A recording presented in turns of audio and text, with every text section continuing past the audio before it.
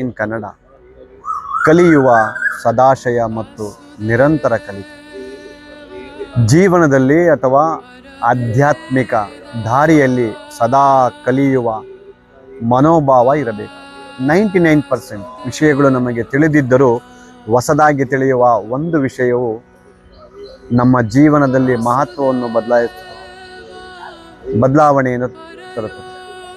ದಿಕ್ಕನ್ನು ಬದಲಿಸುವ ಲಿವರ್ ಮತ್ತು ರೈಲ್ವೆ ಸ್ಟೇಷನ್ನಿಂದ ಹೊರಡುವ ರೈಲಿಗೆ ಲೈನ್ಮ್ಯಾನ್ ಕೇವಲ ಒಂದು ಸಣ್ಣ ಲಿವರ್ ಒತ್ತುವುದರ ಮೂಲಕ ಅದರ ಮಾರ್ಗವನ್ನೇ ಬದಲಾಯಿಸುತ್ತಾನೆ.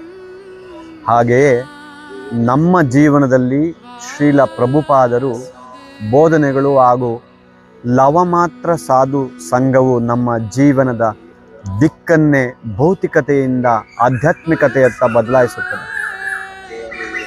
ಸಹವಾಸದ ಪ್ರಭಾವ. ವಿಮಾನವು ಟೇಕ್ ಆಫ್ ಆದ ನಂತರ ಕೇವಲ 1 ಡಿಗ್ರಿ ತಿರುವು ಪಡೆದರೂ ಅದು ತಲುಪುವ ಗಮ್ಯಸ್ಥಾನವೇ ಬದಲಾಗುತ್ತದೆ. ನಾವು ಯಾರ ಸಹವಾಸ ಮಾಡುತ್ತೇವೋ ಅವರ ಆಲೋಚನೆ, ನಂಬಿಕೆ ಮತ್ತು ಇಚ್ಛೆಗಳು ನಮ್ಮ ಮೇಲೆಯೂ ಪ್ರಭಾವ ಬೀರುತ್ತದೆ. ಖಾಲಿ ಮನಸ್ಸನ್ನು ಸೈತಾನನ ಮನೆ. ಆದ್ದರಿಂದ ಮನಸ್ಸನ್ನು ಯಾವಾಗಲೂ ಭಗವಂತನ ನಾಮ ಜಪ ಮತ್ತು ಅವನ ಸೇವೆಯಲ್ಲಿ ತೊಡಗಿಸಬೇಕು. ಸಹವಾಸದಲ್ಲಿ ವಿವೇಚನೆ. ಒಬ್ಬ ವ್ಯಕ್ತಿಯು ಭಕ್ತನಾಗಿದ್ದರೂ ಅವರ ಆಚರಣೆ ಮತ್ತು ನಡೆನುಡಿಗಳು ಸರಿಯಾದ ಆಧ್ಯಾತ್ಮಿಕ ಮಟ್ಟದಲ್ಲಿಲ್ಲದಿದ್ದರೆ ಅಂತಹ ಸಹವಾಸದಿಂದ ದೂರವಿರಬೇಕು. ಸೋಂಕು ಇದ್ದವರಿಂದ ದೂರವಿರುವಂತೆ ಆಧ್ಯಾತ್ಮಿಕ ದಾರಿಗೆ ಅಡ್ಡಿಯಾಗುವ ಆಲೋಚನೆಗಳಿಂದ ವಿವೇಚನೆಯಿಂದ ದೂರವಿರಬೇಕು. ಹರೇ ಕೃಷ್ಣ. ಕೇವಲ ಜ್ಞಾನವಿದ್ದರೆ ಸಾಲದು. ನಮಗೆ ಆಧ್ಯಾತ್ಮಿಕ ಬಲ ಮತ್ತು ಸರಿಯಾದ ಸಮಯದಲ್ಲಿ ಸರಿಯಾದ ನಿರ್ಧಾರ ತೆಗೆದುಕೊಳ್ಳುವ ಕ್ರಿಯೆ, ಸಾಮರ್ಥ್ಯ.